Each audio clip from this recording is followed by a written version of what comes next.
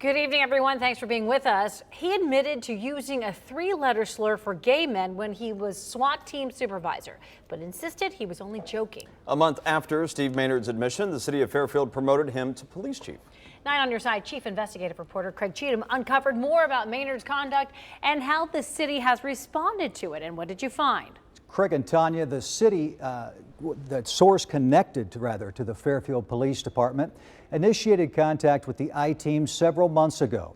This person wanted to know why we weren't investigating Maynard's promotion. Tonight we investigate Maynard's conduct as an officer, the city's response to it, and concerns about the culture within the Fairfield Police Department. Repeat after me. I, Stephen B. Maynard. I, Stephen B. Maynard. 5 months ago, Steve Maynard became Fairfield's new police chief. First, I'd like to thank the city manager, council, and the mayor for the opportunity. Mark Wendling. Fairfield City Manager Mark Wendling made the decision to promote Maynard, a 19-year Fairfield police veteran. Maynard had been honored with major commendations, including the Police Medal, for his leadership in a dangerous tactical situation.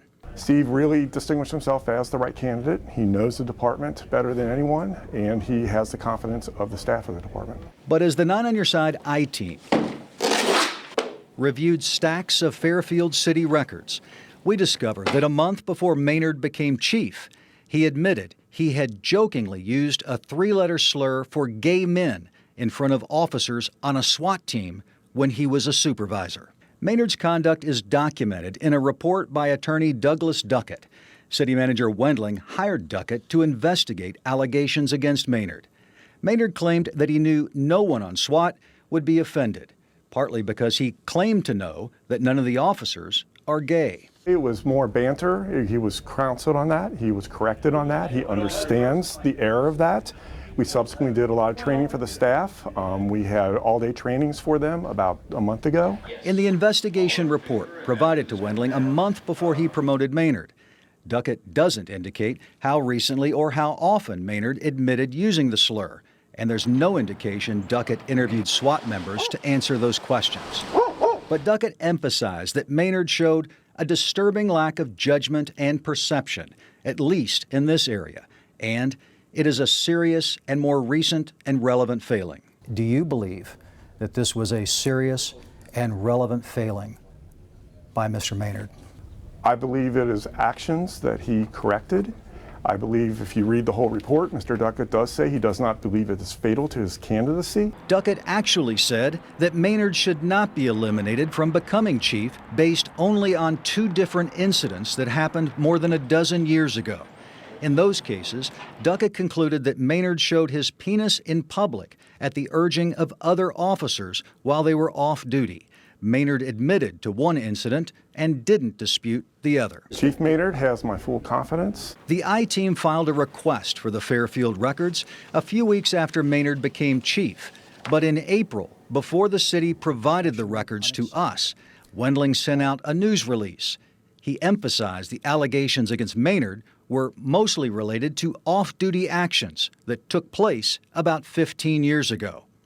Wendling added that while he admits to immature acts as a young man, he has grown tremendously in the intervening years.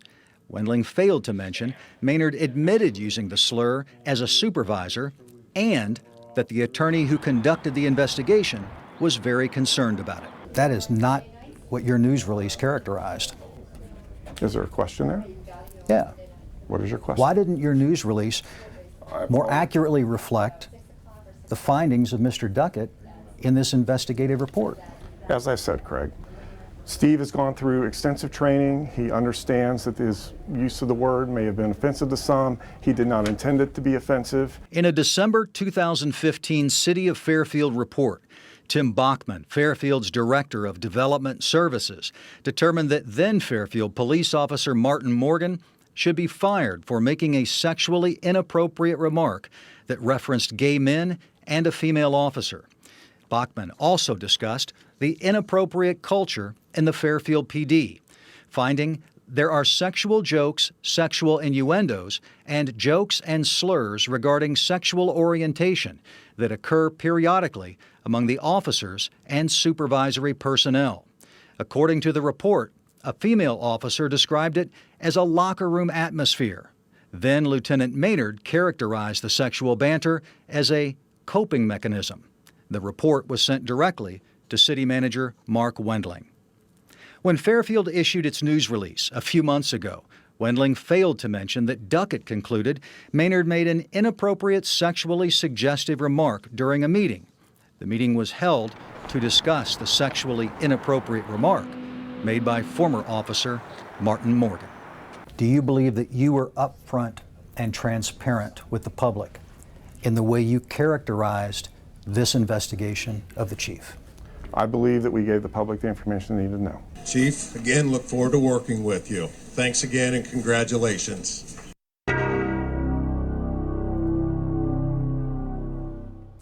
The I-Team requested an interview with Chief Maynard, but the city manager did not allow it. He said the chief was not going to comment and he would speak for the city.